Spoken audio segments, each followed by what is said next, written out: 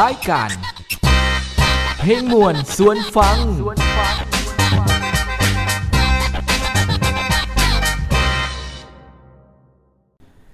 มีดบ่คมบ่มีไผอยากใส่คนแรงน้ำใจบ่มีไผอยากคบค้าสมาคมเส้นเดียวกันสบายดีท่านผู้ฟังที่ฮักแพงทุกท่านตอนทำมีรายการเข้าสู่รายการเมาอีกมือคือก้าวมาพบกับท่านผู้ฟังตื่มมื้อนี้อยู่กับโคสโกเรดำในรายการนี้สู่ทุกท่านได้รับฟัง1สมองเต็มอิ่มนับจากนี้ฝากตอนเป็นความสุขอยู่เคียงข้างให้กำลังใจกับหลายหน้าที่เวียกงานโดยเฉพาะผู้ให้เกียรติที่ตามมาฟังรายการของพวกเราอยู่ปฏิบัติหน้าที่เวียกงานก็ดีพักผ่อนก็ดีมองนี้ให้รายการเป็นกำลังใจให้เชื่อแน่ว่าที่สำคัญหลายหน้าที่เวียกงานยังคงก้มๆเงยๆสู่การใช้ชีวิตของคนเฮาดังนั้นบ่ว่าจะอยู่ภาระหน้าที่เวียกงานใดก็ขอให้ตั้งใจเฮ็ดในสิ่งที่ดีคือฮู้ท่านผู้ฟังทุกคนนี่มีระยะเวลาการใช้ชีวิตของตนเองมีจังหวะเป็นของตัวเองบ่จำเป็นต้องฟ้าว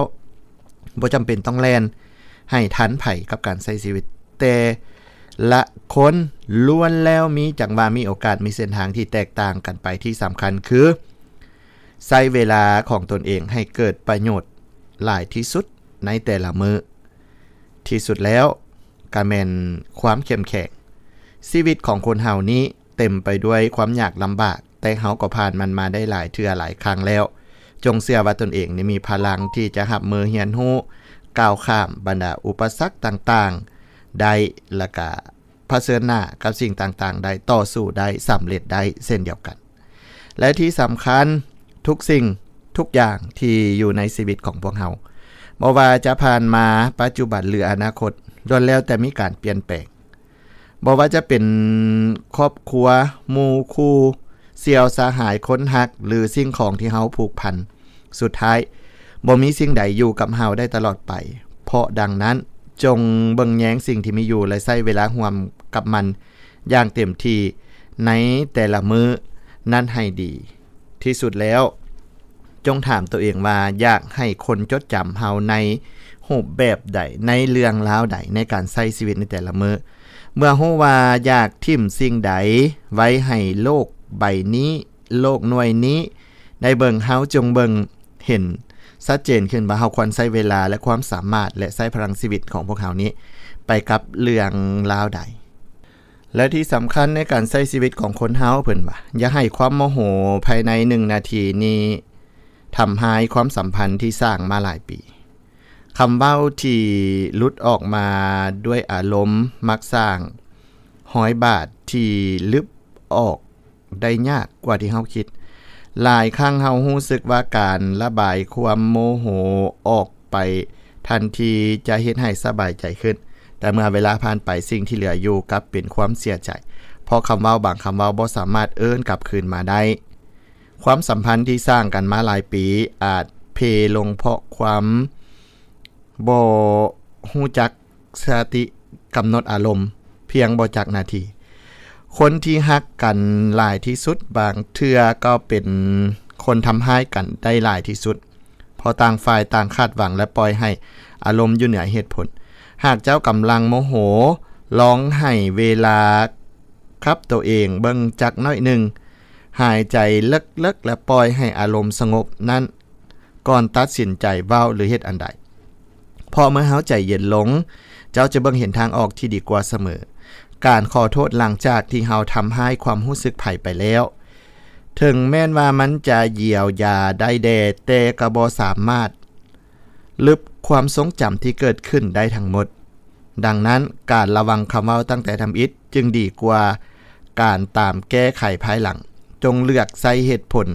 หลายกว่าอารมณ์เลือกฟังหลายกว่าการตัดสินและเลือกให้อภัยหลายกว่าการเอาชนะเพราะบ่มีไสชนะใดมีค่าพอหากต้องแลกกับการสูญเสียคนสำคัญในชีวิตความสัมพันธ์ที่ดีบ่ได้เกิดจากการบ่เคยพิดเถียงกันแต่เกิดจากการรู้จักควบคุมอารมณ์เคารพความรู้สึกของกันและกันและบ่ปล่อยให้ความโมโหเพียงชั่วคราวทำให้สิ่งดีๆที่ใช้เวลาสร้างกันมาหลายปีดังนั้นจึงฝากกับท่านผู้ฟังเนาะความโมโหโกรธาความแบบนี้บ่ดีอย่ารักษาไว้ทิ่มปะมันไปใจเย็นแน่ชีวิตก็จะดีสบายเบาบางขึ้นอันนี้ฝากกับท่านผู้ฟังบัดนี้แนะนำให้ฮู้ กับผู้ให้การสนับสนุนรายการของพวกเราคือมะละกินกแคปซูลท่านผู้ฟังว่าเรื่องมะละกินกแคปซูลนี้เป็นหนึ่งผลิตภัณฑ์ที่กินได้ใช้ได้ในการปิ้นป่วนและป้องกันเรื่องของพยาธิเบาหวานคือผู้ที่มีปัญหาของสุขภาพเรื่องของเบาหวานเปียกเบาหวานแห้งมะละกินกแคปซูลนี้กินได้และนอกจากนี้เว้าเรื่องของมะละกินกแคปซูลนี้เหมาะสมกับไผเหมาะสมกับพวกเฮาทุกคนโดยเฉพาะผู้กินจุกกินจิกผู้ที่ป้องกันปัญหาของเบาหวานพวกน้ำตาลสูงกินเพื่อดักจับกินเพื่อทำลายน้ำตาลที่เฮากินเข้าไปสะสมในแต่ละมื้อคนปกติคือที่เฮาเจ้าข่อยนี้ก็กินได้บ่แม่นว่าจะเป็นแต่เฉพาะเบาหวานและผู้ที่เป็นเบาหวานจังซี่มันแฮงซวยได้หลายเพราะว่ามันจะเข้าไปบำรุงตับไปเฮ็ดให้ตับอ่อนนี้เฮ็ดเวียกโดยเฉพาะผลิตอินซูลินออกมาเพื่อต่อสู้กับปัญหาของน้ำตาลของเบาหวานนอกจากนี้ยังช่วยเรื่องของลดน้ำตาลในเลือดควบคุมน้ำตาลในเลือดและก็ป้องกันน้ำตาลที่เข้าใหม่และก็จกน้ำตาลเก่าที่สะสมนั้นออกมาทำลายและเปลี่ยนเป็นพลังงานในการใช้ชีวิตพิเศษก็คือช่วยป้องกันปัญหาที่จะเกิดขึ้นของพยาธิแทรกซ้อนจากเบาหวานมะละกินกแคปซูลของพวกเรานี้ที่ว่าบ่ธรรมดาพิเศษก็ยังช่วยยับยั้งน้ำตาลกลูโคสในลำไส้น้อยบรรเทาอาการมึนซาจังซี่มึนซาตามตีนตามมือแก้ปัญหาปากแห้งคอแห้งหิวน้ำตลอดเหี่ยวดุในยามกลางคืนแล้วก็ผู้ที่มักวินหัวเมื่อยง่ายหายใจบ่อิ่มช่วยกินข้าวแซ่บนอนหลับดีอันนี้แหละคือคุณประโยชน์คุณสมบัติของมะละกินกแคปซูลของพวกเราอยากได้กินได้ใช้อยากได้จำหน่ายติดต่อหาคอสโกเลได้1กับ1กล่องราคา 149,000 กีบท่านผู้ฟังมีอยู่100เม็ดเนาะอยากได้ไปขายมีอีกราคาหนึ่งผู้กินผู้ใช้ก็แม่นราคานี้1กับ1กล่องส่งฟรีได้เก็บเงินปลายทางได้ผ่านขนส่งอนุสิทธิ์หงอารุณไกลบ้านทานแต่ละจุดแต่ละบ่อนอยากกินอยากใช้ติดต่อเข้าหาโคโซโกเล่ที่020-583 โต 3535 58883535เอาเป็นว่าตอนนี้เปลี่ยนบรรยากาศไปฟัง2เพลงนี้เพลงที่1วอนปูกบมาทาซึ่งห้องโดยพิงค์รัศมีเนาะเพลงที่2สาวสะพายห้องโดยบุญคำสิทธิเดชไปม่วนซื่นน้ำกันก่อนแล้วระยะต่อไปจึงกลับมาล้มกันเติม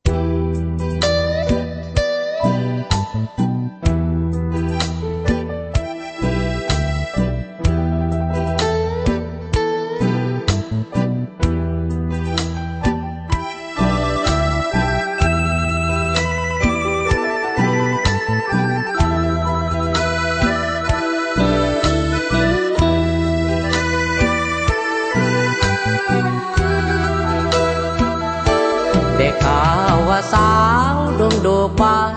เกินว่างามเด่นแต่อายนี่ได้มาเห็นสาวบ้านหนึ่งบ่ธรรมดาสีบ่ต้องแต่งแก้มยังแดงแป้งบ่เคยทาแต่ก็ยังงามบาดตาแถมยังมีน้ำยิ้มแย้มแจ่มใสบ่ได้ทะเล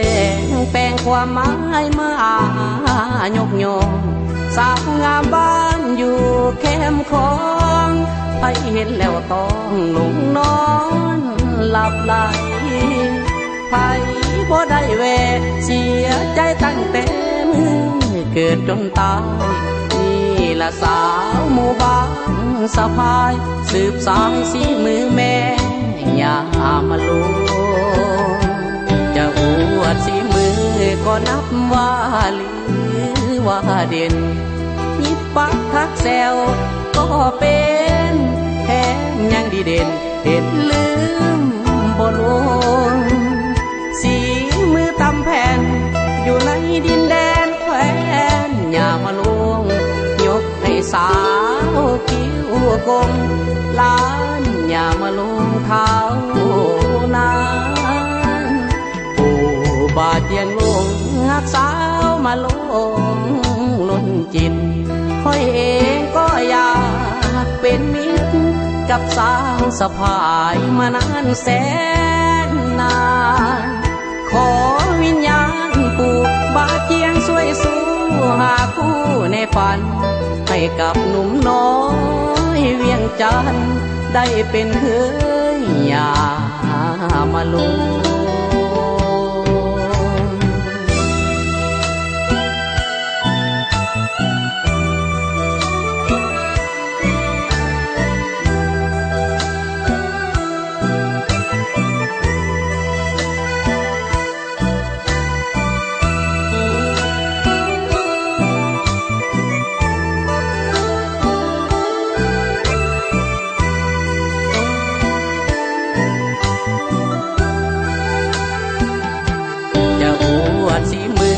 ก็นับว่าหรือว่าเด่นยิบปักทักแซวก็เป็นแถมยังดีเด่นเห็นลืมบ่ลงสีมือตำแผ่นอยู่ในดินแดนแคว้นอย่ามาลวงยกให้สาวคิ้วกงล้านอย่ามาลงเท้านานผู้บาดเจียนลงหักสาวมาลงล้นจิตค่อยเองก็อยากเป็นมิตรกับสาวสะพายมานานแสนนานขอวิญญาณปู่บาเจียงช่วยสู้หาคู่ในฝันให้กับหนุ่มน้อยเวียงจันทร์ได้เป็นเฮือยอย่ามาลุง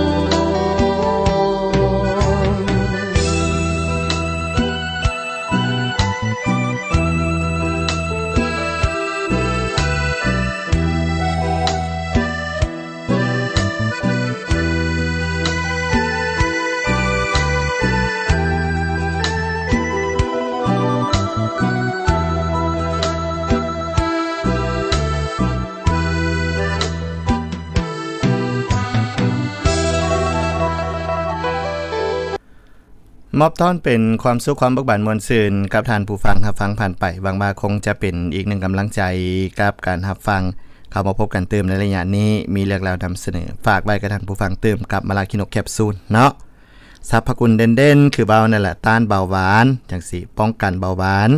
เสริมสร้างการเฮ็ดเวียกของตับอ่อนยับยั้งการหลั่งน้ำตาลกลูโคสในลำไส้น้อยจังสิลดการสร้างน้ำตาลเพิ่มเผาผลาญไขมันเผาผลาญน้ำตาลในร่างกายเปลี่ยนน้ำตาลให้เป็นพลังงานคุมน้ำตาลใหม่แล้วก็ป้องกันปัญหาพยาธิแทรกซ้อนที่จะเกิดขึ้นจากพยาธิเบาหวานเหมาะกับคนทั่วไปและผู้เป็นปัญหาพยาธิเบาหวานโดยเฉพาะอยากได้กินได้ใช้ติดต่อสอบถามอยากได้จำหน่ายติดต่อสอบถามเข้าสู่ทางโคโซโกเล่ท่านผู้ฟังการใช้ชีวิตของคนเฮาเพิ่นว่าได้ใหม่อย่าลืมเก่าเนาะในชีวิตของคนเฮาเมื่อได้สิ่งที่ต้องการแล้วบางครั้ง รู้สึกยินดีอาจเฮ็ดให้หลงลืมพื้นฐานของความเรียบง่ายคือกับการเฮาได้เสื้อมาใหม่ถ้าบ่ใส่ก็บ่มีประโยชน์อันใดเช่นเดียวกันเมื่อเฮาได้โอกาสหรือความสำเร็จมาแล้วหากบ่ใส่ให้ถูกที่ถูกทางถูกเวลาก็อาจให้ความหมายการได้เป็นใหญ่ได้ตำแหน่งหรือมีอำนาจบ่แม่นจุดจบของการเดินทางแต่เป็นจุดเริ่มต้นของการรับผิดชอบที่หลายขึ้นคนที่ยิ่งสูงยิ่งต้องมีสติและยิ่งต้องถ่อมตัวเพราะยิ่งมีคนเบิ่งหลายก็ยิ่งมีสิ่งที่ต้องระวังหลายขึ้นตามไปนำหลายคนเมื่อประสบความสำเร็จมักหลงเปลี่ยนไปจากเดิมลืมความลำบากที่เคยผ่านมาลืมคนที่เคยอยู่เคียงข้างลืมแม้กระทั่งตัวตนของตัวเองแต่แท้จริงแล้วความยิ่งใหญ่ที่แท้จริงบ่ได้วัดกันที่ฐานะตำแหน่งแต่ที่จริงแล้วความยิ่งใหญ่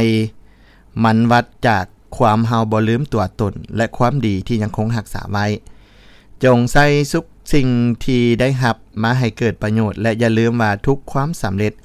มีจุดเริ่มต้นน้อยๆเสมอคนที่บ่ลืมตัวบ่ลืมตนคนนั้นจะก้าวเดินด้วยความยิ่งใหญ่ได้เสมอเพิ่นว่าอย่าเป็นคนลืมตัวอย่าเป็นงัวลืมตีนอนาคตจะรุ่งเรืองสดใสสว่างไสวฝากเอาไว้กับพี่กับน้องกับท่านผู้ฟังเด้อแนะนำเติมกับน้ำมันนวดคำแพงท่านผู้ฟังว่าเรื่องน้ำมันนวดคำแพงนี่เนาะผู้ใดอยากได้ไปใช้มันมีอยู่2สีเด้อสีเหลืองกับสีเขียวสีเขียวจะเป็นหอมสมุนไพรสีเหลืองจะเป็นกลิ่นของน้ำหอมอ่อนๆช่วยหยังแดช่วยผ่อนคลายช่วยยืดเส้นยืดเอ็นแก้ปวดเมื่อยปวดการคอบ่าไหล่หลังเอวจังซี่ดุกทับเส้นเอ็นจองเส้นเค็งมึนซาปลายมือปลายตีนปวดคอปวดเข่าปวดแขนปวดขาปวดบ่อนไหนจกใส่ทาใส่กดใส่นวดใส่คันใส่ทาใส่เบอร์1ก็เย็นเจ้าสะห่างหายออกไปแล้วก็ดีขึ้นที่สำคัญยังช่วยเรื่องแมงไม้กัดตอดเนาะดีตุ่มคันคล้ายไฟไหม้น้ำร้อนลวกถือว่าใส่ได้ดีอีหลีพกพาง่ายติดเนื้อติดตัวไปน้ำไห้น้ำนาน้ำหัวน้ำสวนใส่ถุงใส่ไทยพายไปน้ำป่าน้ำภูบ่ยุ่งบ่ยากมีปัญหาใดจกทาใส่ถือว่าเหียบห้อย1กับ1กล่องปริมาณ60กรัมท่านผู้ฟังราคา 79,000 กีบเด้อส่งฟรีเก็บเงินปลายทางได้อยากได้ไส้ติดต่อสอบถามมาทางโคโซโอเล่เพราะโคโซโอเล่จำหน่ายคนเดียวในตอนนี้ที่020 583โต3535 5888 3535ฝากกับพี่กับน้องกระทานผู้ฟังคือแนวนั้นมาสำหรับตอนนี้เปลี่ยนบรรยากาศท่านผู้ฟังไปครับฟังความเบิกบานมวลซื่นกับทางรายการของเรากันซะก่อนแล้วระยะต่อไปจึงกลับมาล้มกันเติม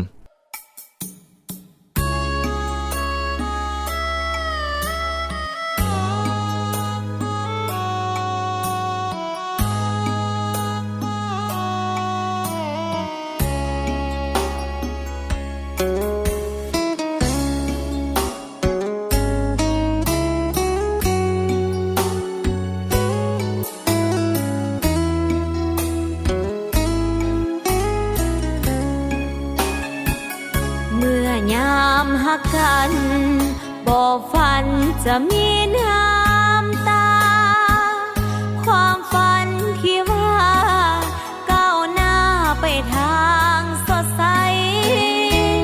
ผู้ชายคนนี้เขาเป็นเจ้าของหัวใจวาดความหวังไว้หัวใจก็มีพลังใจน้ำตาเป็นคู่ขายามใจย่อท้อสนองคำขอให้เขาด้วยความจริงใจเส้นทางชีวิตคิดว่าจะต้องสมหวังเมื่อหักเปลี่ยนทางหัวใจก็หลั่งน้ำตา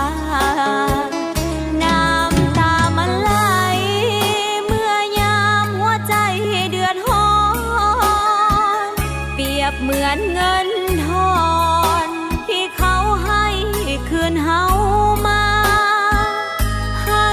หัวใจเขาแต่เฮากับได้น้ำตา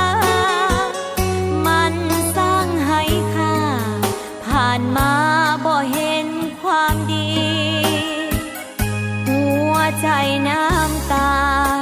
เสียท่าผู้ชายคนนั้น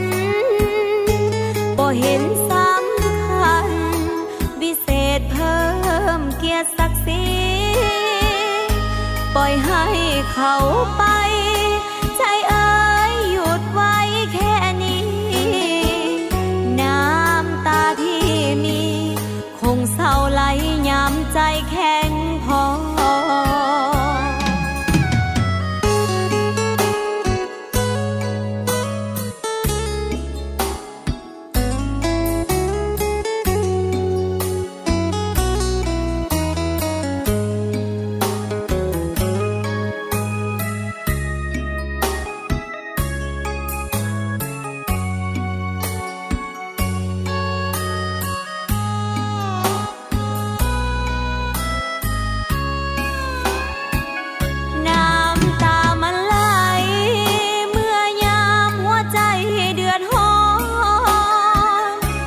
เหมือนเงินทอนที่เขาให้คืนเฮามาให้หัวใจเขาแต่เฮากับได้น้ำตามันสร้างให้ค่าผ่านมาบ่เห็นความดีหัวใจน้ำตาเสียท่าผู้ชายคนนั้น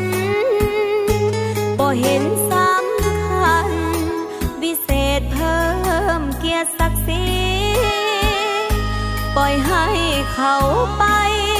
ใจเอ๋ยหยุดไว้แค่นี้น้ำตาที่มีคงเศร้าไหลยามใจแข็งพอ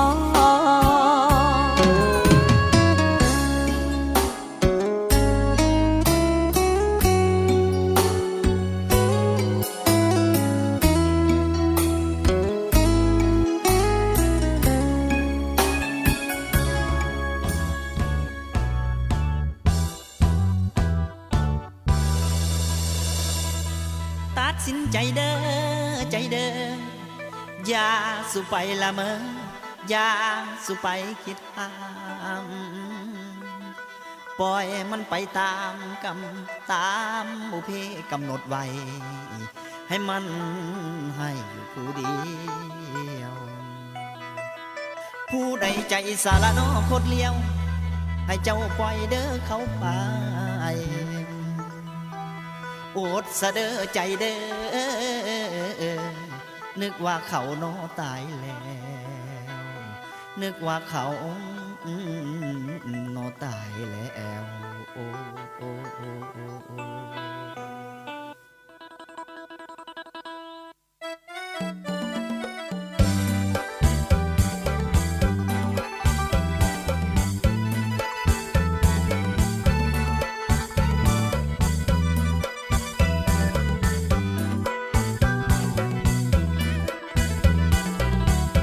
เขาเสียเถิดใจลืมเขาเสียเถิดใจอย่าเลยหักเขาอีกต่อไปเขานั้นบ่หักเขาจึงทำลงได้ให้ใจจงลืมเขาให้สิ้นเสียทีลืมเขาให้สิ้นจากใจลืมเขาให้สิ้นจากใจเก็บไว้มันหนักหัวใจแทบจะขาดให้ปล่อยเสียทีชาตินี้ขอปล่อยเขาไปสุดอาลัยและหัวใจแทบจะพังเป็นยังให้เป็นไม้ถอนใจย่างอาวรณ์ให้ไก่มองบนเกิดเป็นคนเราต้องคิดใดเนี่ยใดนั่นละสิ่งบอกควรอย่าไปแลล้วนตั้งใจให้ใหม่คนมีหัวใจสิลองแล้วหากจริงนั้นมีกับคนทั่วไปบางคนข้างในมีทางฮักจริงฮักหลอกบ่วาสนาเกิดมาข้านี้ซ้ำชอกตัวเฮาฮักจริงอยู่ดอกแต่เขานั้นหลอกให้เฮาเสียคนขอให้ใจนั้นจงลืมเขาความมักเน่า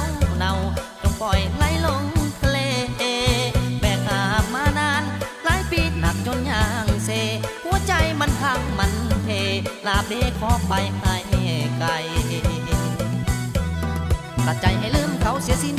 ตายเป็นดินไอ้นี่จะจืนคนมาถือความมักลินเป็นมินอายผู้คิดนำหรือเป็นเวรกรรมของเฮาบางก่อนกลับมาบั่นทอนหัวใจอา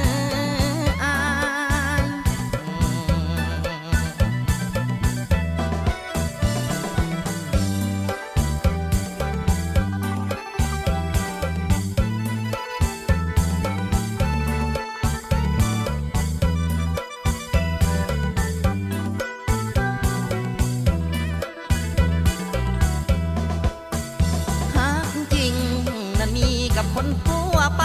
บางคนข้างในมีทางฮักจริงฮักหลอกวาสนาเกิดมาข้านี้ซ้ำชอบตัวเฮาฮักจริงอยู่ดอกแต่เขานั้นหลอกให้เฮาเสียคนขอให้ใจนั้นจงลืมเขาความมักเน่าจงปล่อยไหลลงทะเลแบ่งหามานานหลายปีหนักจนย่างเซ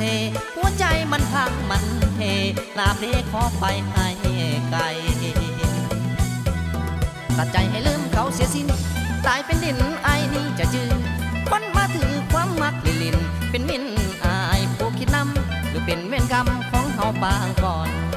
กลับมาบั่นทอนหัวใจ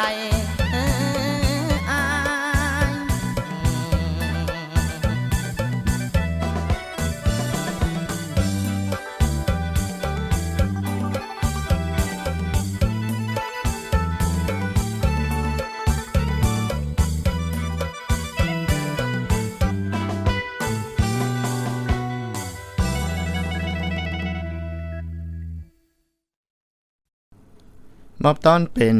ความสุขความเบิกบานมวลซื่นสู่ท่านผู้ฟังหับฟังผ่านไปเนาะมอบเป็นกำลังใจกับ1เพลงซ่าและก็1เพลงไวน้ำตาคือเงินทอนเนาะท่านผู้ฟังเนาะ1เพลงนี้เป็นเพลงที่เกิดมาดนแล้วเนาะโดยเฉพาะแม่นเป็นเพลงซาเพลงซึ่งเพลงหนึ่งที่กินใจสมควรแล้วก็ตามมาด้วยบอกใจให้ลืมเขาของบุญเกิดหนูห่วงเนาะท่านผู้ฟังเนาะดังนั้นแม่นทางรายการขอมอบเป็นอีกหนึ่งความสุขเคียงข้างกับรายการรับฟังเป็นแนวใดท่านผู้ฟังการใช้ชีวิตของไทเฮาเจ้าค่อยในระยะนี้มีสิ่งใดดีมีสิ่งใดบ่ดีมีสิ่งใดที่แก้ไขได้มีสิ่งใดที่แก้ไขบ่ได้และสภาพดินฟ้าอากาศเป็นแนวใดสุขภาพได้เป็นแนวใดแข็งแรงยื้อบ่หรือว่าเจ็บปวดทรมานลุกยากย่างยากกินข้าวบ่แซ่บนอนบ่หลับเมื่อยง่ายหายใจบ่อิ่มอยู่คือแนวนี้ทั้งนั้นก็แม่นเอาใจใส่เบิ่งคืนให้ได้หลายอย่างของปัญหาชีวิตเกิดขึ้นจากหยังให้ฮู้บ่แม่นว่าเจ็บก็อย่าปวดก็อย่าทรมานก็อย่าบังคับตัวเองสู้ชีวิตไปเป็นมื้อบัดมันนักหน่วงมาแหงลมหมอนนอนเสือสิเฮ็ดจังได๋ดังนั้นต้องได้ใส่ใจเรื่องสุขภาพนี้เป็นหลักอันอื่นเอามาเป็นห้องถึงว่าสิทุกอย่างปากหม่องถึงสิสู้ชีวิตแต่ก็ต้องได้ต่อสู้ต้องได้ใส่ใจดังนั้นจึงฝากไว้กับท่านผู้ฟังเด้อโดยความหักและความเป็นห่วงคือในนั้นเอาใจใส่ถ้าเฮาบ่ใส่ใจตัวเองแท้ๆก็บ่มีไผใส่ใจแท้ๆดังนั้นเฮาต้องเป็นหลักให้แก่กับตัวเฮาเพื่อสร้างความเข้มแข็งท่านผู้ฟังสำหรับรายการนี้ทางรายการมี1บทเรื่องที่จะเล่าสู่ทุกท่านได้รับฟังซึ่งเป็นเรื่องที่ต่อจากในแต่ละอาทิตย์ที่ทางรายการเล่าเนาะพุทธประวัติของพระพุทธเจ้ามาฮอดมื้อนี้นำเสนอเป็นตอนที่27ท่านผู้ฟังมีชื่อตอนว่าธรรมะยอมสนะอธรรมสำหรับเนื้อในของตอนดังกล่าวนี้จะเป็นแนวใดเฮามาฟังน้ำกันคือเดี๋ยวนี้พระพุทธเจ้าเป็นเพื่อนกับเฮาทุกคนและคนส่วนหลายก็หักพระพุทธเจ้าเช่นเดียวกันแต่ก็ยังมีบางคนที่เกลียดชังพระพุทธเจ้าอยู่เช่นกันถึงแม้นว่าพระพุทธเจ้าจะบ่สามารถเป็นที่หักของทุกคนได้แต่ท่านก็หักทุกคนโดยบ่เลือกหน้าพระพุทธเจ้าบ่ได้หักเฉพาะแต่คนที่หักทานเท่านั้นหากยังหักคนที่สังทานพร้อมในชีวิตของพระพุทธเจ้าก็มีศัตรูบ่แม่นน้อยเช่นกัน ลองคิดเบิ่งเถิดว่าพระพุทธเจ้าจะสามารถกำจัดศัตรูเหล่านี้ด้วยวิธีใดพระเทวทัตเป็นศัตรูตัวร้ายกาจที่สุดของพระพุทธเจ้าท่านผู้นี้เกลียดสังพระพุทธเจ้าจนเข้ากระดูกดำพระเทวทัตเคยพิดเถียงกับพระพุทธเจ้าตั้งแต่ตอนเด็กน้อยที่ได้ญาติหงน้ำกันพุ่น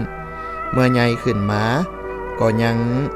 สิงคู่ครองคนเดียวกันอีกแต่พระเทวทัตก็เป็นฝ่ายเสียสายตลอดมาด้วยเหตุนี้ท่านจึงมีความเครียดแค้นต่อพระพุทธเจ้าหลายดังนั้นเมื่อพระเทวทัตเห็นเจ้าสายสิทธัตถะบวชจนได้เป็นพระพุทธเจ้ามีพญาเสนาอำมาตย์เศรษฐีและชาวบ้านชาวเมืองพากันนับถือเคารพบูชาเป็นจำนวนล่วงหลาย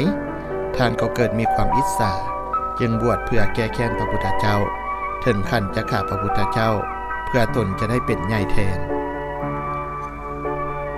อยู่มาเมื่อหนึ่งพระเทวทัตเห็นพระพุทธเจ้ากับเหล่าสาวกพากันย่างมาตามทางเมืองลาสกึพระเทวทัตจึงคิดกำจัดพระพุทธเจ้าโดยสร้างให้คนเอาเหล็กม่อมสร้างตัวหนึ่งสื่อพระเทวทัตจึงคิดกำจัดพระพุทธเจ้าโดยสร้างให้คนเอาเหล้าม่อมสร้างตัวหนึ่งสื่อนาลาคีรีสร้างตัวนี้เป็นสร้างสรรค์ใหญ่กำลังย้อยให้กาจที่สุดและพระเทวทัตก็บ่แน่ใจว่าสร้างนาลาคีรีจะสามารถทำให้พระพุทธเจ้าได้เพราะท่านรู้ว่าพระพุทธเจ้ามีอำนาจวิเศษสามารถสะกดจิตสัตว์ให้เซาหดเหี้ยมได้ดังนั้นจึงเอาเหล้าให้สร้างกินจนเมาเพียงเท่านี้ก็ยังบ่พอใจยังให้คนเอาเหล็กแทงสร้างจนมันหายกาดยกงวงฟาดไปทั่วบริเวณนั่นอีกเมื่อเห็นว่าสร้างเมาอาละวาดเข้าที่เข้าทางแล้วพระเทวทัตก็ปล่อยให้สร้างไปตามเส้นทางที่พระพุทธเจ้าและสาวกกำลังย่างไปนั้นเมื่อสาวกของพระพุทธเจ้าเห็นสร้างกำลังบ้าให้ตัวใหญ่ซัมผูแลนไล่ตามหลังมาก็พากันแตกหนีไปด้วยความย่านกว่าจนอกสั่นขวัญเสียยังเหลือแต่พระอานนท์เท่านั้นที่บ่ยอมไปปะพิมพ์พระพุทธเจ้าท่านยืนจับผ้าคลุมของพระพุทธเจ้าไว้อย่างแน่นพร้อมที่จะตายพร้อมกับผู้เป็นครูของท่านเมื่อพระพุทธเจ้าเห็นว่าสร้างห้ายแลนเข้ามามอท่านก็ได้มีอาการสะดุ้งตกใจเมื่อพระพุทธเจ้าเห็นว่าสร้างห้ายแลนเข้ามามอท่านบ่ได้มีอาการสะดุ้งตกใจแต่ประการใด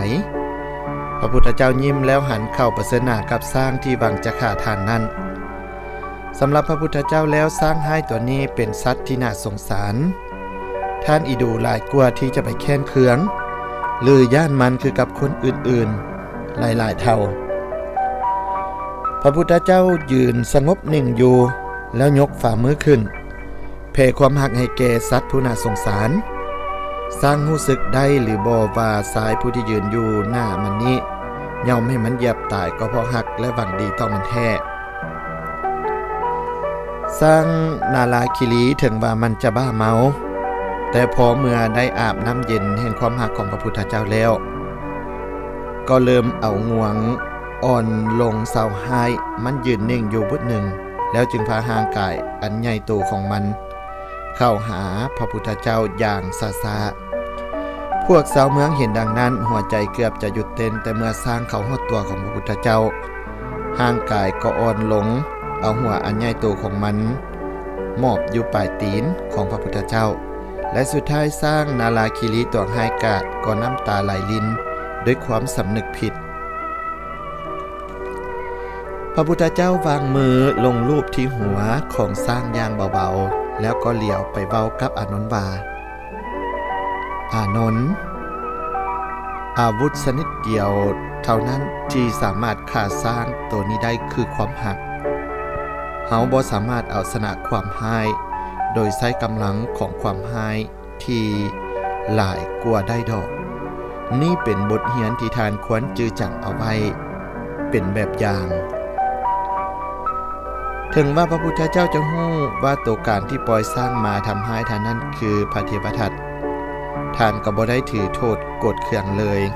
แต่ตัวของพระเทวทัตสัมผัสบ่สำนึกคือกันกับสร้างขนาดว่ามันเป็นสร้างแท้ๆยังฮู้สำนึกพระเทวทัตตั้งใจทำให้พระพุทธเจ้าด้วยอุบายต่างๆบ่ยอมปล่อยวางเส้นให้ค้นไปกึ่งก้อนหินใหญ่เพื่อให้ทับพระพุทธเจ้าในขณะที่ย่างผ่านหอมภูแห่งหนึ่งและอีกครั้งหนึ่งก็ใช้ให้นายพรานเอาธนูที่อาบยาพิษไปยิงพระพุทธเจ้าแต่แผนการหายทุกๆครั้งของพระเทวทัตบ่เคยสำเร็จจากครั้งเลยจนครั้งสุดท้ายเมื่อเห็นว่าบ่สามารถฆ่าพระพุทธเจ้าได้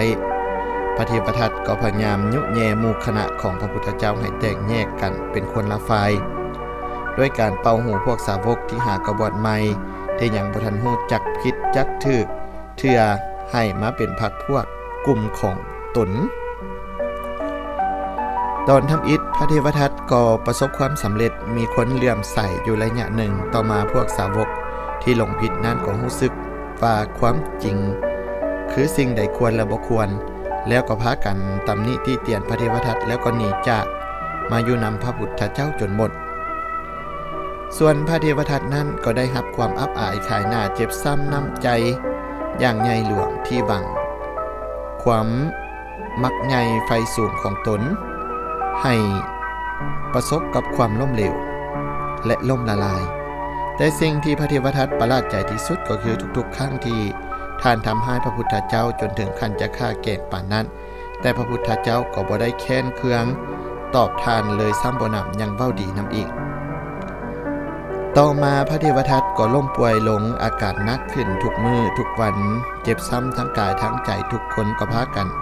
ปล่อยปะหลีกหนีท่านไปหมดมีแต่คนเกลียดสังแต่เมื่อมาฮอดขั้นนี้แล้วพระเทวทัตฮู้ดีแล้วว่ายังมีคนผู้หนึ่งที่ยังหักและหวังดีต่อท่านเสมอบ่มีวันเปลี่ยนแปลงคนผู้นั้นก็คือพระพุทธเจ้าผู้ที่ท่านพยายามฆ่านั่นเองพระเทวทัตเริ่มสำนึกในความชั่วของตนที่ได้กระทำกับพระพุทธเจ้าและสำนึกในความดีที่พระพุทธเจ้าตอบแทนทานจากใจจริงเมื่อฮู้ว่าการป่วยในครั้งนี้หุนแหงคงจะอยู่ต่อไปบ่ได้อีกแล้วพระเทวทัตก็มีใจอยากเข้าหาพระพุทธเจ้า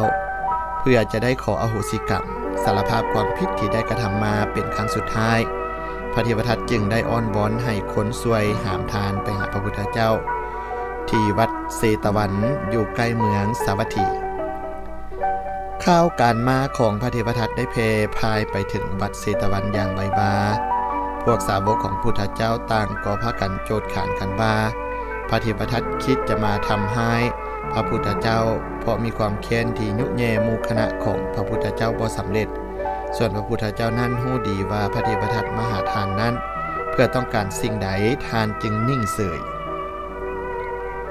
พระสาวกของพระพุทธเจ้าพากันเตรียมตัวป้องกันครูผู้เป็นที่ฮักของตนอย่างเต็มทีเพราะคิดว่าพระเทวทัตต้องมาทำให้พระพุทธเจ้าอย่างแน่นอนดังนั้นจึงได้ส่งสายสืบรายงานการมาของพระเทวทัตเป็นไล่หยะเมื่อพระเทวทัตมาใกล้วัดเสตวันแล้วพระพุทธเจ้าก็คาดคะเนว่าถึงอย่างใดก็ตามพระเทวทัตคงบ่สามารถมาถึงวัดเสตวันแน่นอนเพราะกำลังเจ็บป่วยแห้งและต้องนอนค้างคืนหลายบอนเฮาควรจะต้องออกไปโพดพระเทวทัตด้วยตนเองเมื่อสาวกฮู้ว่าคู่ของตนจะออกไปหาเทวทัตผู้สหายต่างกับพากันคัดค้านว่าพระองค์คิดดีแล้วบ่กรุณาอย่าไปเถาะเพราะพระเทวทัตนั้นมีงูห้ายเขาจะให้มันกัดตอดพระองค์เมื่อใดก็ได้พระองค์จื้อได้บ่ว่าพระเทวทัตนั้นพยายามลอบทำให้พระองค์จนนับครั้งบ่ถ้วนแล้วจนถึงจะฆ่าพระองค์โดยซ้ำเขาเฮ็ดให้พระองค์ถึงเพียงนี้แล้วพระองค์ยังมีใจจะไปเยี่ยมเขาอีกเฮ็ดหยังเสื้อพวกขน้อยเถิดกรุณาอย่าได้ไปเลยจะดีกว่าพระพุทธเจ้ายิ้มแล้วตอบเหล่าสาวกทั้งหลายว่าพวกลูกๆทั้งหลายเอ้ยมันบ่ถูกต้องเลยที่พวกเฮาจะหักคนหนึ่งแล้วสั่งอีกคนหนึ่งทุกคนบ่ว่าจะดีหรือชั่วย่อมต้องมีความทุกข์เกิดแก่เจ็บตายเหมือนกันดังนั้นพวกเฮาควรหักและอิดูสงสารต่อทุกๆชีวิต โดยเทียมเท่ากันส่วนว่าเทวทัตเมื่อฮู้ว่าพระพุทธเจ้าออกมาหาตนเช่นนั้นก็ตื่นเต้นหิมให้คนมาหามตนไปวางไว้ที่ปลายตีนของพระพุทธเจ้าแล้วคาบทูลว่าข้าน้อยคงจะอยู่ต่อไปบ่ได้อีกแล้วจึงจะมาทูลลาพระองค์เพื่อลาโลกนี้ไปบัดนี้ข้าน้อยสุดที่จะสำนึกในความผิดได้แล้วขอสารภาพความผิดต่อพระองค์ในตอนนี้ด้วยตลอดชีวิตของข้าน้อยบ่เคยบูชาสิ่งใดแก่พระองค์เลยบัดนี้ข้าน้อยบ่เหลือสิ่งใดอีกต่อไปแล้วบ่มีสิ่งใดพอจะถวายแก่พระองค์นอกจากห่างกายอันหาประโยชน์บ่ได้นี้เพื่อขอบูชาแก่พระองค์ขอพระองค์จงได้รับไว้เถิดในขณะที่สุดเทวทัตก็ได้สิ้นใจลงโดยหมดเวรหมดกรรมทั้งปวงที่ทำไว้กับพระพุทธเจ้าในโอกาสนั้นพระพุทธเจ้าได้กล่าวกับสาวกทั้งหลายว่าเฮาบ่เคยถือโทษโกรธเคืองต่อเทวทัตเลยแท้ที่จริงแล้วเฮาหักเทวทัตเหมือนกับหักลาหุนผู้เป็นลูกคนเดียวของเฮาสำหรับพระเทวทัตนั้นเมื่อสำนึกผิดเช่นนี้แล้วต่อไปภายหน้าจะได้พบความจริงด้วยตัวเองเป็นพระปัจเจกพุทธเจ้าผู้ประเสริฐฐานหนึ่งในที่สุดความหักของพระพุทธเจ้าก็ส่งผลอันปิติดีใจให้แก่เทวทัตในวาระสุดท้ายของชีวิตนี่เอง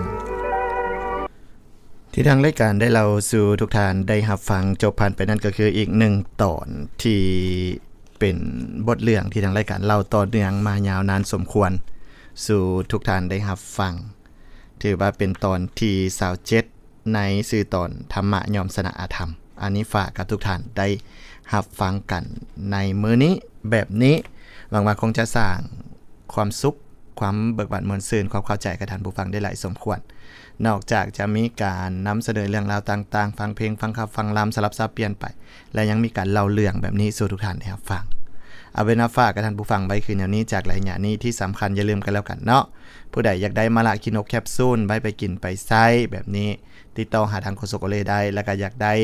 น้ำมันนวดคำแพงอย่างสีบ่ว่าจะสีเขียวสีเหลืองติดต่อมาได้เดี๋ยวฝากให้ฮอดที่ฮอดบอนเนาะแล้วก็ผู้อยากได้ไปจำหน่ายไปขายอย่างสีติดต่อมามีราคาพิเศษเด้อ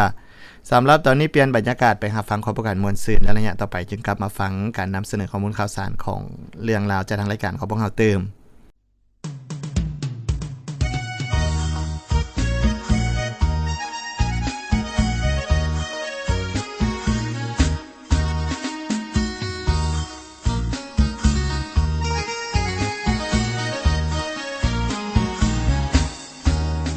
ฝนตกอ้ายก็ยังกล้าแข่ง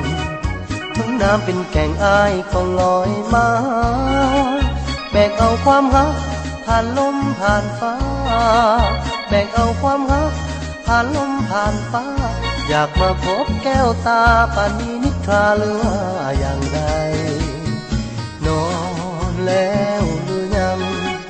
หรือว่าน้องนั่งลมกับไผส่งเสียงมาหาก่อนกายส่งเสียงมาหาก่อนกายก่อนขาดใจตายขอให้ได้เห็นหน้า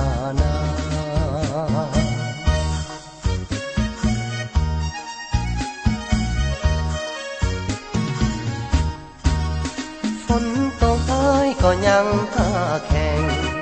ถึงน้ำเป็นแก่งอ้ายก็ลอยมาไว้มันซักมันเสื่อนอยู่เฮือนบ่ได้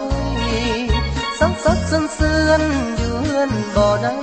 บุกมาหาจนได้ขอจงเห็นใจอ้ายก่อนเถิดนาจริงหรือบ่จริงน้องยังทำนิ่งบ่ปากบ่จานั่งเสยบัดเห็นอ้ายมานั่งเสยบัดเห็นอ้ายมาแล้วให้แล้วนาอ้ายจะวิวากับน้อง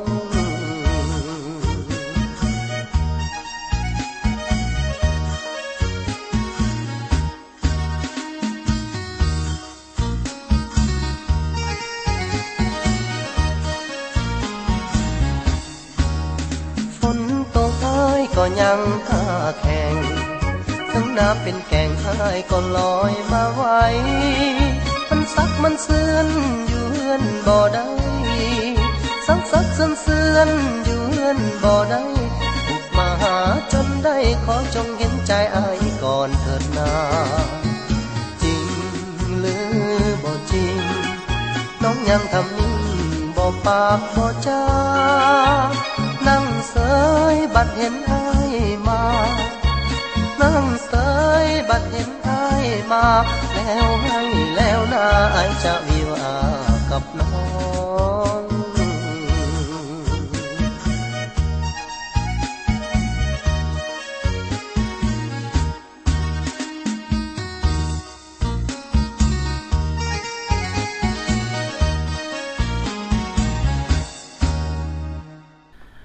มอบต้อนเป็นความเบิกบานมวลซืนสู่ทุกท่านรับฟังผ่านไปเนาะกับหนึ่งเพลงนี้ตกแข่งแก่งลอยท่านผู้ฟังว่าแต่โคโซโกเล่เกิดมาก็ได้ยินโลดตั้งแต่น้อยๆเนาะฝนตกอ้ายก็ยังกล้าแข่งแบบนี้หั่นนะแล้วแม่นหลายท่านคือรุ่นอีพ่ออีแม่อีอาวอีอาเพิ่นก็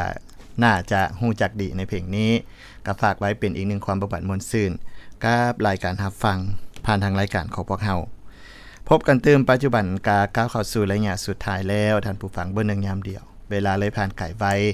ดังนั้นการใช้ชีวิตของคนเฮาระยะนี้ให้เบิ่งนำกันคืนเติมจูบเจ้าเฮาหันแข่งขันเข้าคือเวลาหลายท่านเห็นเนาะไหลไปคือน้ำบ่มีมือกลับมาได้เบิดไปแล้วคือเบิดเลยดังนั้นคนเฮาเดจะเฮ็ดแนวใดจะใช้ชีวิตให้มีความสุขความสบายจะเดินทางไปมาสะดวกได้ที่สำคัญให้จื้อไว้หลายอย่างในชีวิตของคนเฮานี้เพิ่นว่าความใจดีมันซื้อความจริงใจจากไผบ่ได้เสมอไปคือฮู้ความใจดีเป็นสิ่งที่งดงามแต่บ่แม่นว่าทุกเทื่อที่เฮาใจดีและเฮาจะได้รับความจริงใจตอบกลับมาเสมอบางเทื่อความหวังดีของเฮาอาจถูกเบิ่งข้ามหรือถูกใช้เป็นประโยชน์โดยคนที่บ่ได้เห็นคุณค่าของประโยชน์ของมันแท้ในสังคมแห่งความเป็นจริงบ่ได้สวยงามเท่าที่เฮาคาดหวังคนบางคนอยู่ใกล้เฮาเพราะผลประโยชน์บ่แม่นเพราะความผูกพันและเมื่อหนึ่งเฮาบ่มีสิ่งที่เขาต้องการความสัมพันธ์เหล่านี้ก็อาจเปลี่ยนไปได้ทันทีการใจดีบ่แม่นสิ่งที่ผิดแต่ต้องมาพร้อมกับสติและการเลือกคนเพราะการให้กับคนที่บ่เห็นค่าอาจเฮ็ดให้เฮาเจ็บซ้ำโดยที่บ่จำเป็นความจริงใจบ่สามารถซื้อได้ด้วยความเสียสละเพียงฝ่ายเดียวแต่มันเกิดจากความรู้สึกที่มีให้กันและกันอย่างแท้จริงจงเป็นคนใจดีต่อไปแต่เหียนฮู้ที่จะบ่คาดหวังจากทุกคนและอย่าให้ความใจดีของเฮากลายเป็นเส้นทาง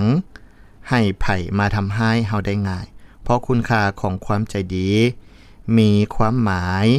ที่สำคัญเสื่องไว้โดยเฉพาะแม่นความใจดีนี้มันจะมีค่าเมื่อเฮาใช้ถูกที่ถูกเวลากับถูกคนอันนี้ฝากกับท่านผู้ฟังเป็นข้อคิดจากระยะสุดท้ายของทางรายการของพวกเฮาแนะนำเติมสำหรับน้ำมังคุดที่มงคล555กาพานาลินเด้อผู้มีปัญหาเรื่องสุขภาพใดอยากได้กินได้ใช้โดยเฉพาะผู้เจ็บผู้ปวดผู้ป่วยผู้ทรมานผู้ซ้ำเหือมาดนหลายอย่างหลายพยาธิหลายอาการของปัญหาสุขภาพที่เป็นคาราคาซังหลายอย่างเนาะลุกยากย่างยากจังซี่เจ็บหลังเจ็บเอวเมื่อยง่ายหายใจบ่อิ่มจังซี่ดุกทับเส้นปวดคอปวดหลังปวดตามข้อตีนข้อมือตีนมือมึนซาจนนอนบ่ได้บางอาการบางท่านเส้นเข่งเส้นยืดเมื่อยน้ำห่างกายนักตนนักโตขับถ่ายยากหอบหืดภูมิแพ้ประดงเส้นประดงคอพยาธิเกาตั้งทรงเบาหวานกระเพาะลำไส้จังซี่เรื่องของประสาทถึกนีบหมอนห้องถึกนีบเรื่องของลุกยากย่างยากกินข้าวบ่แซ่บนอนบ่หลับจังซี่ปัญหาเหล่านี้ถือว่าอาการต่างๆเหล่านี้น้ำมังคุดที่มงคล555กะพานาลินของพวกเฮานี่สวยได้อยากได้กินได้ใช้ติดต่อสอบถามสั่งซื้อกับโคโซโกเลไดเดอร์1แก้ว 252,000 กีบ1ชุดมี3แก้วจากปกติราคา 756,000 กีบปัจจุบันนี้ลดเหลืออยู่ 700,000 ถ้วนส่งฟรีเก็บเงินปลายทางได้อยากได้กินได้ใช้ติดต่อสอบถามเข้ามาได้อันนี้ฝากไว้กับพี่กับน้องคือแนวนั้นและนอกจากนั้นพวกเรายังมีมะละคิโนแคปซูลทานผู้ฟังเนาะมะละคิโนแคปซูลนี้ แม่น1คับ1กล่องมีอยู่100เม็ดกินเทื่อละ2เม็ดเช้าสวยแรงก่อนคาบอาหารจัก30นาทีจังซี่หรือว่าจัก10-20นาทีก่อนเฮากินข้าวแบบนี้ก็แม่นช่วยป้องกันแล้วก็ทำลายนอกจากนี้ท่านผู้ฟังสำหรับน้ำมันนวดคำแพงจะมีอยู่2สีให้เลือกคือสีเขียวหอมกลิ่นสมุนไพรสีเหลืองหอมกลิ่นน้ำหอมแบบนี้ผู้ใดอยากได้ตัวใดติดต่อสอบถามเข้ามาได้ที่020 583 3535 58883535ฝากกับพี่กับน้องกับท่านผู้ฟังคือแนวนั้นพิเศษผู้อยากได้จำหน่ายแบบนี้มีราคาพิเศษให้เด้ออยากเป็นตัวแทนแบบนี้เฮามีราคาพิเศษให้อยากได้กินได้ไซอยากไปจำหน่ายจังสิติดต่อมาได้สำหรับผู้ที่เป็นตัวแทนจำหน่ายพวกเฮาจะประกาศซื้อห้านออกทางอากาศออกทางรายการพวกเฮาออนแอร์ออกอากาศคือแนวนี้ให้ได้ฮู้นำว่าจุดจำหน่ายอยู่ไสบ้านอย่างเมืองใดแขวงอย่างซื้อจังใดเบอร์โทรแนวใดแบบนี้ฝากกับพี่กับน้องขึ้นแนวนั้นสำหรับการดำเนินรายการของพวกเฮามาฮอดนี่เวลาใกล้หมดลงผู้ดำเนินรายการพร้อมด้วยทีมงานสิได้จากลาท่านผู้ฟังในเพียงสำนี้ขอบใจทุกการติดตามรับฟังอวยพรท่านผู้ฟังทุกท่านมีแต่ความสุขความแข็งแรงเมื่อหน้าโอกาสใหม่พบกันเติมสบายดี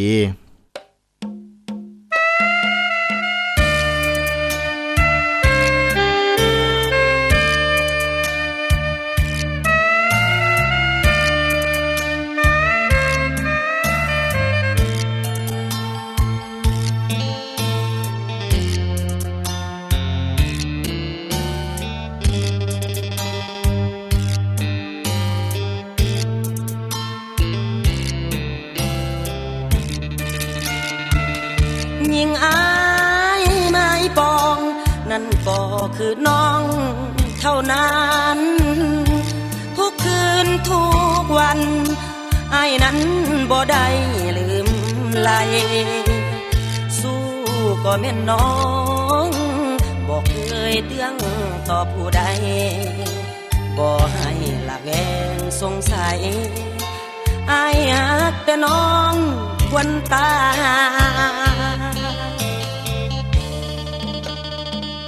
แต่อายยังมีคนดี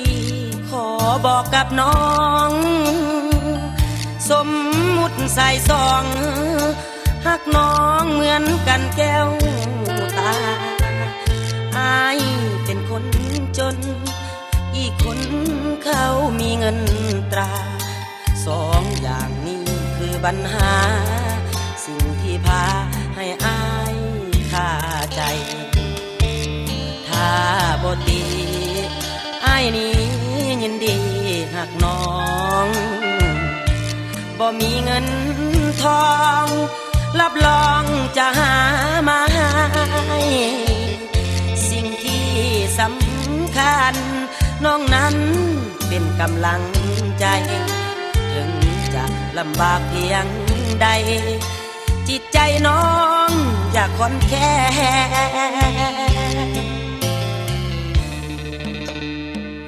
คำเบา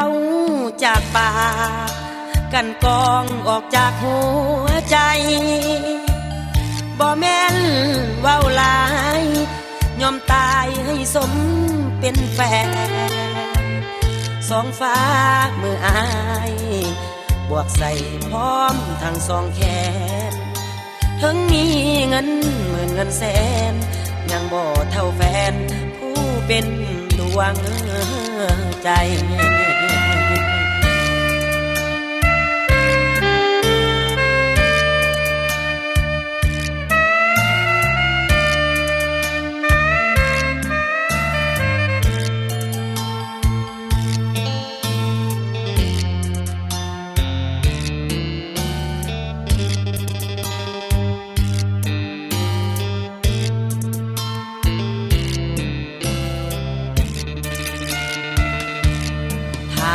บ่ตีอ้ายนี้ยินดีหักน้องบ่มีเงินทองรับรองจะหามาให้สิ่งที่สำคัญน้องนั้นเป็นกำลังใจถึงจะลำบากเพียงใดจิตใจน้องอย่าค่อนแค้น ำเว้าจากปากกันกองออกจากหัวใจบ่แม่นเว้าหลายยอมตายให้สมเป็นแฟนสองฟ้ามืออายบวกใส่พร้อมทั้งสองแขนถึงมีเงินหมื่นเงินแสนยังบ่เท่าแฟนผู้เป็นดวงใจ